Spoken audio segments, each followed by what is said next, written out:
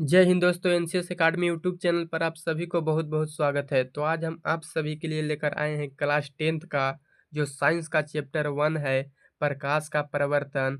इस चैप्टर से जितने भी मोस्ट वीवीआई ऑब्जेक्टिव प्रश्न बनेंगे उन सभी प्रश्नों को इस वीडियो के माध्यम से हम लोग देखने वाले हैं। तो इस वीडियो को आप लोग ध्यान से देखिएगा, हर एक प्रश्न को एक्सप्लेन करते हुए एक एक क्वेश्चन को हम लोग देखने वाले हैं। इस वीडियो को शुरुआत करते हैं। तो आज का मेरा पहला प्रश्न है कि प्रकाश की किरण गमन करती है। आपके सामने ऑप्शन दिख रहा है, प्रकाश की किरण गमन करती है। ऑप्शन ए है सीधी रेखा में, ऑप्शन बी है टेढ़ी रेखा में, ऑप्शन सी है किसी भी दिशा में और ऑप्शन डी है इनमें से कोई नहीं। तो प्रकाश की किरण गमन करती है मेरे भाई सीधी रेखा में, यानी ऑप्शन नंबर ए आपका सही उत्तर हो जाएगा। चलिए दूसरा प्रश्न पर चलते हैं। तो दूसरा नंबर प्रश्न है कि प्रकाश का वेग न्यूनतम होता है, यानी प्रकाश का वेग किसमें कम होता है। इस ऑप्शन में देख लेते हैं हम, निर्वात में कि जल में कि वायु में कि कांच में। यानी इन सब में हमको बताना है कि प्रकाश का वेग किसमें न्यूनतम होगा यानी कम होगा। तो इसको में कांच में हो जाएगा जो सबसे कम होगा प्रकाश का वेग। चलिए तीसरा प्रश्न पर चलते हैं। तो तीसरा नंबर प्रश्न है आप सभी के सामने, मोटर गाड़ी के चालक के सामने लगा रहता है। क्या समतल दर्पण रहता है, उत्तल दर्पण रहता है, अवतल दर्पण रहता है या उत्तल लेंस रहता है। तो मोटर गाड़ी के चालक के सामने क्या लगा रहता है। तो मोटर गाड़ी के चालक के सामने लगा रहता है उत्तल दर्पण, यानी ऑप्शन नंबर बी आपका सही जवाब हो जाएगा। चलिए चौथा नंबर प्रश्न पर चलते हैं। तो चौथा नंबर प्रश्न है, मोटर कार के हेडलाइट में किसका प्रयोग होता है, यानी कि मोटर कार के हेडलाइट में किस दर्पण का प्रयोग होता है। ऑप्शन है आपके सामने, ऑप्शन नंबर ए है समतल दर्पण, ऑप्शन नंबर बी है उत्तल दर्पण और ऑप्शन नंबर सी है अवतल दर्पण, ऑप्शन नंबर डी है उत्तल लेंस। तो मोटर कार के हेडलाइट में किसका प्रयोग होता है गाइज। तो मोटर कार के हेडलाइट में अवतल दर्पण का प्रयोग होता है, यानी चौथा के ऑप्शन नंबर सी आपका सही उत्तर हो जाएगा। तो चलिए पाँचवा नंबर पर चलते हैं मेरे भाई। तो पाँचवा नंबर सवाल बोल रहा है, समतल दर्पण द्वारा बना प्रतिबिंब होता है। जो समतल दर्पण से प्रतिबिंब बनता है वह कैसा होता है।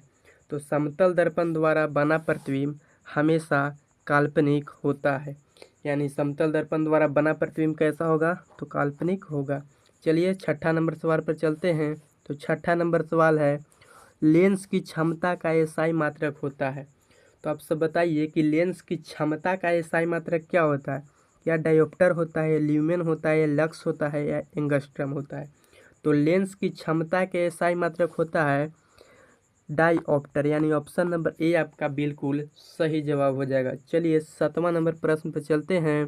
तो सातवां नंबर प्रश्न है मेरे भाई आप सभी के सामने कि प्रकाश की किरणों का पथ दर्शाने वाले चित्रों को कहा जाता है, यानी प्रकाश के जो पथ दर्शाता है वो चित्र को क्या कहते हैं।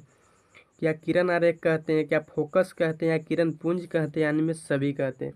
तो प्रकाश की किरण का जो पथ दर्शाने वाला चित्र होता है उसको कहते हैं किरण आरेख, यानी ऑप्शन नंबर ए आपका सही जवाब हो जाएगा।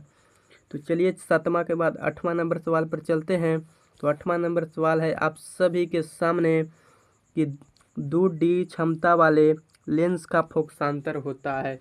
2D क्षमता वाले लेंस का फोकसांतर होता है तो आप सब पढ़े होंगे कि P बराबर 1/f होता है। P बराबर क्या होता है 1/f होता है। तो आप सभी के सामने क्षमता यहाँ पर कितना दिया है तो 2 डायोप्टर दिया है, बराबर 1 का हो जाएगा एफ हो जाएगा। यानी अब यहाँ देखेंगे कि सब सेंटीमीटर में है तो यहाँ पर 100 लेना पड़ेगा, यानी 100 क्या हो जाएगा एफ हो जाएगा। पी बराबर 100/एफ हो जाएगा। तो यहाँ से इसको भागा देंगे तो 50 आ जाएगा, यानी 50 क्या आ जाएगा सेंटीमीटर आ जाएगा। और यहाँ पर देखना है कि 50 सेंटीमीटर ऑप्शन नंबर डी आपका सही जवाब हो जाएगा, यानी ऑप्शन नंबर डी आपका सही जवाब हो जाएगा 50 सेंटीमीटर। तो आपको समझ में आया होगा। चलिए नौवां क्वेश्चन पर चलते हैं। तो नौवां क्वेश्चन है आप सभी के सामने, प्रकाश के किरणों के समूह को कहा जाता है, यानी प्रकाश के किरणों का समूह को क्या कहा जाता है। प्रकाश स्रोत कहते हैं, किरण पुंज कहते हैं, प्रदीप्त कहते हैं, प्रकिरण कहते हैं। तो प्रकाश के किरणों के समूह को किरण पुंज कहते हैं। यानी प्रकाश के किरणों के समूह को क्या कहते हैं? तो किरण पुंज कहते हैं। तो 10वां नंबर सवाल हो गया। 11 नंबर सवाल पर चलते हैं। तो 11 नंबर सवाल है कि उत्तल लेंस की क्षमता होती है, यानी उत्तल लेंस की जो क्षमता है क्या होगा? क्या ऋणात्मक होता है या धनात्मक होता है, या ये बी दोनों होगा, यानी ऋणात्मक और धनात्मक दोनों होगा, या इनमें से कोई नहीं होगा? तो आप बताइए कि उत्तल लेंस की क्षमता जो होगा क्या होगा? यानी उत्तल लेंस की क्षमता कुछ होता है तो धनात्मक होता है। उत्तल लेंस का क्षमता क्या होता है? तो धनात्मक होता है। यहीं पर आपसे पूछ सकता है कि अवतल लेंस की क्षमता क्या होती है? तो अवतल लेंस की क्षमता क्या बता देता है? ऋणात्मक होती है। तो चलिए 12वां नंबर सवाल पर चलते हैं। तो 12 नंबर सवाल है आप सभी के सामने, उत्तल लेंस की क्षमता होती है। देखिए यहीं पर आ गया, अवतल लेंस की क्षमता क्या होता है, यानी उत्तल लेंस की क्षमता हमने बता दिया। उसके बाद आ गया आपका प्रश्न कि अवतल लेंस की क्षमता क्या होता है। तो अवतल लेंस की क्षमता क्या हो जाएगा मेरे भाई? यानी ऋणात्मक हो जाएगा। ऑप्शन नंबर ए आपका सही जवाब हो जाएगा। चलिए 13 नंबर सवाल पर चलते हैं। तो 13वां नंबर सवाल है आप सभी के सामने कि उत्तल लेंस को कहते हैं, यानी उत्तल लेंस को हम क्या कहेंगे और उसका दूसरा नाम क्या है? अभिसारी लेंस, द्वि उत्तल लेंस, या अपसारी लेंस, या इनमें से कोई नहीं? तो आप सब बताइए कि उत्तल लेंस को क्या कहते हैं, या उत्तल लेंस को क्या कह सकते हैं? उत्तल लेंस को अभिसारी लेंस कह सकते हैं। उत्तल लेंस को कौन लेंस कह सकते हैं? तो अभिसारी लेंस। यहाँ पर अपसारी लेंस, ये कौन दर्पण के कहेंगे? तो ये अवतल दर्पण के कहेंगे। अवतल दर्पण के हम लोग कह सकते हैं अपसारी लेंस। तो चलिए 14 नंबर सवाल पर चलते हैं। तो 14 नंबर सवाल देखिए आप सभी के सामने कि अवतल लेंस को कहते हैं। देखिए आ गया, यानी अवतल लेंस को क्या कह सकते हैं? तो अभी हमने बताया कि अवतल लेंस को अपसारी लेंस कह सकते हैं, यानी अवतल लेंस को अपसारी लेंस कहते हैं। तो चलिए 16 नंबर सवाल 15 नंबर सवाल पर चलते हैं। तो 15 नंबर सवाल है आप सबके सामने कि निम्न में से कौन सा पदार्थ लेंस बनाने के लिए प्रयुक्त नहीं किया जा सकता है, यानी इनमें से कौन सा ऐसा पदार्थ है जिसको हम लोग लेंस बनाने में प्रयोग नहीं करते हैं? क्या जल के प्रयोग करेंगे, कांच के करेंगे, प्लास्टिक के करेंगे, मिट्टी के करेंगे? इन सब में देख सकते हैं आप कि जल के भी प्रयोग होता है, कांच के भी प्रयोग होता है, प्लास्टिक के प्रयोग होता है। इसमें मिट्टी की कोई ज़रूरत नहीं है, यानी लेंस बनाने के लिए मिट्टी की आवश्यकता नहीं है। तो ऑप्शन नंबर डी आपका सही जवाब हो जाएगा। यही पूछ रहा था कि कौन सा पदार्थ जो है लेंस बनाने के लिए प्रयुक्त नहीं किया जा सकता है, यानी ऑप्शन नंबर डी आपका सही जवाब हो जाएगा। चलिए अगला क्वेश्चन पर चलते हैं। 16 नंबर सवाल है आप सबके सामने कि किस दर्पण से हमें 16 नंबर सवाल है आप सबके सामने कि किस दर्पण से हमेशा वस्तु से छोटा प्रतिबिंब प्राप्त होता है, यानी किस दर्पण से हमेशा वस्तु से छोटा प्रतिबिंब प्राप्त होगा?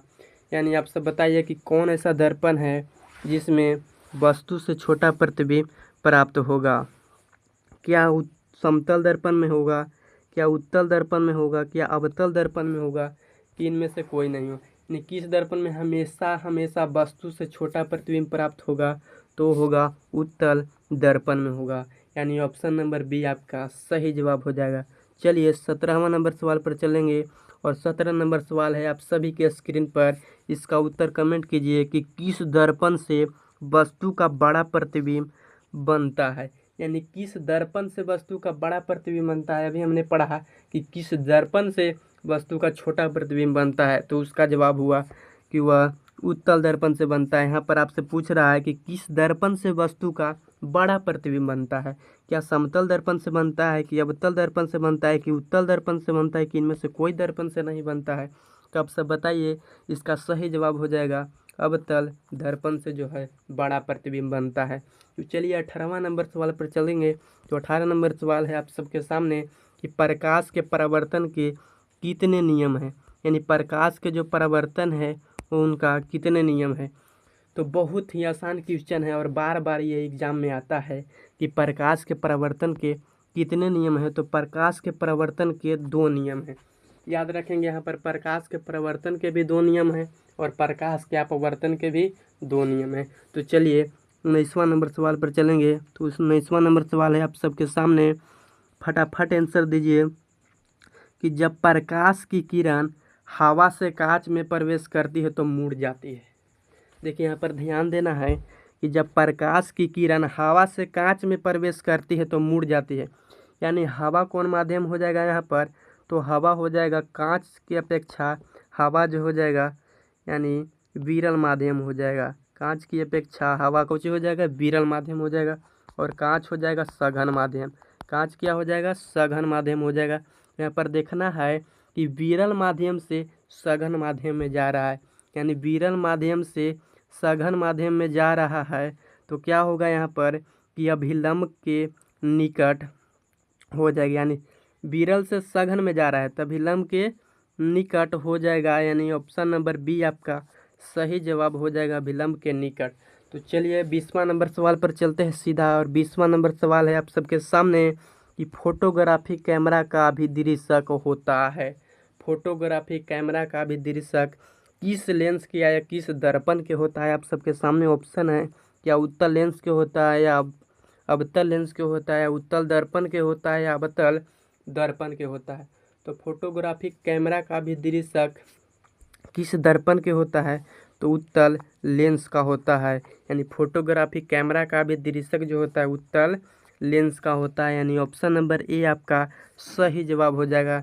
चलिए अगला क्वेश्चन पर चलते हैं। तो अगला क्वेश्चन है आप सभी के सामने कि साइड मिरर के रूप में प्रयोग होता है, यानी साइड मिरर के रूप में किस दर्पण के या किस लेंस का प्रयोग होता है। आप सबके सामने ऑप्शन है, क्या अवतल दर्पण के होगा, कि उत्तल दर्पण के होगा, कि उत्तल लेंस के होगा, या प्रिज्म के उपयोग होगा। तो साइड मिरर के रूप में किसका प्रयोग होगा, तो साइड मिरर के रूप में उत्तल दर्पण का प्रयोग होगा, यानी ऑप्शन नंबर बी आपका सही उत्तर हो जाएगा। तो चलिए अगला क्वेश्चन पर चल रहे हैं। तो अगला क्वेश्चन है आप सबके सामने 22वां नंबर सवाल कि एक अवतल दर्पण की फोकस दूरी 10 सेंटीमीटर है, या मतलब एक अवतल दर्पण है उसका फोकस दूरी 10 सेंटीमीटर है, तो उसकी वक्रता त्रिज्या क्या होगी। तो आप सब पढ़े हैं कि फोकस दूरी 10 सेंटीमीटर है, उसकी वक्रता त्रिज्या क्या होगी। आप लोग पढ़े हैं कि एफ बराबर का होता है r/2 होता है, तो इसको परख दीजिए, आपका आंसर निकल कर आ जाएगा। यानी एफ यानी फोकस दूरी कितना है, 10 है, r/2 हो जाएगा, यानी इसलिए r बराबर का हो जाएगा 10 यानी 2 गुना हो जाएगा, तो 10 दूनी 20 हो जाएगा, यानी r बराबर क्या हो जाएगा, यानी वक्रता त्रिज्या बराबर का हो जाएगा 20 सेंटीमीटर। आपका सही उत्तर हो जाएगा, यानी 22 का ऑप्शन नंबर बी आपका सही उत्तर हो जाएगा। तो चलिए 23वां नंबर सवाल पर चल रहे हैं। तो 23वां नंबर सवाल है आप सभी के सामने कि निर्गत किरण एवं अभिलंब के बीच के कोण को कहते हैं। बताइए आप सबकी निर्गत किरण और अभिलंब के बीच के कोण को क्या कहते हैं, यानी निर्गत किरण और अभिलंब के बीच के कोण को क्या कहते हैं, क्या आपतन कोण कहते हैं, कि परावर्तन कोण कहते हैं, निर्गत कोण कहते हैं, या इनमें से कोई नहीं। तो निर्गत किरण और अभिलंब के बीच जो कोण बनता है उसको बोलते हैं निर्गत कोण, उसको क्या बोलते हैं, निर्गत कोण बोलते हैं। तो चलिए अगला क्वेश्चन पर चलते हैं। तो अगला क्वेश्चन है आप सभी के सामने कि सरल सूक्ष्मदर्शी में किसका उपयोग होता है। जो सरल सूक्ष्मदर्शी है उसमें किसका उपयोग होगा, क्या अवतल दर्पण के होगा, कि उत्तल दर्पण के होगा, कि अवतल लेंस के होगा, या उत्तल लेंस के होगा। तो सरल सूक्ष्मदर्शी में किसका उपयोग होता है, तो उत्तल लेंस का प्रयोग होता है, यानी ऑप्शन नंबर डी आपका सही उत्तर हो जाएगा। तो चलिए 25वां नंबर सवाल पर चल रहे हैं। तो 25वां नंबर सवाल है इनमें से कौन दर्पण सूत्र है, यानी इनमें से कौन जो है दर्पण का सूत्र है।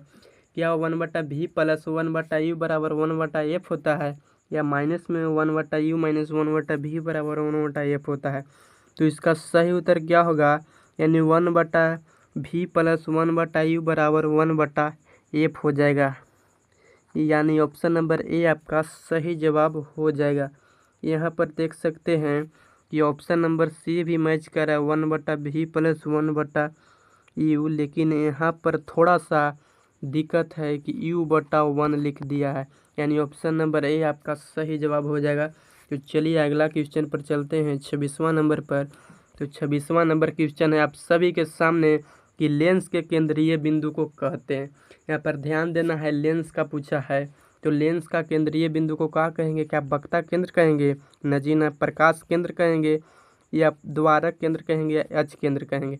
तो लेंस के केंद्रीय बिंदु को हम लोग कहते हैं प्रकाशिक केंद्र कहते हैं, यानी ऑप्शन नंबर 20 सही उत्तर हो जाएगा। तो चलिए 27 नंबर क्वेश्चन पर चल रहे हैं। तो 27वां नंबर क्वेश्चन पूछ रहा है सोलर कुकर में प्रयोग किया जाता है, यानी सोलर कुकर में किस दर्पण के प्रयोग करेंगे, क्या अवतल के करेंगे या उत्तल के करेंगे या समतल के करेंगे या उत्तल अवतल दोनों के कर सकते हैं।